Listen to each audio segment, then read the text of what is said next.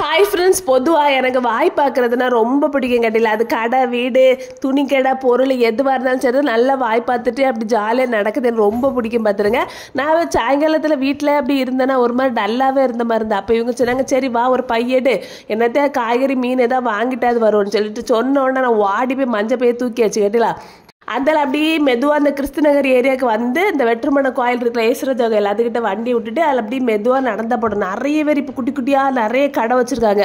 சாயங்காலம் ஆனோடனே எல்லா கடையும் வந்துடும். கடையில் பார்க்கறதுக்கு ரொம்ப அழகாக இருக்கும். காயெல்லாம் ரொம்ப ஃப்ரெஷ்ஷாக இருக்கும். சரி, கூறு கூறாக வச்சுருப்பாங்க. நமக்கு எந்த கூறு வேணுமோ அந்த கூரை எடுத்து பையில் போட்டுட்டு அதுக்குள்ளே பைசா கொடுத்துட்டு நம்ம பாட்டுக்கு வந்துட்டே இருக்கலாம். அப்படி ஒவ்வொரு கடையாக வாய்ப்பாத்து தேவையானதை வாங்கிட்டு அப்படி கதை பேசிட்டு அப்படி நடக்கும்போதே உள்ள நேரம் பேரும் நமக்கு எதாவது டென்ஷன் இருந்தால் கூட அப்படி நம்ம ரிலாக்ஸ் ஆயிடும். நான் ஆயிட்டேன் கேட்டலாம்.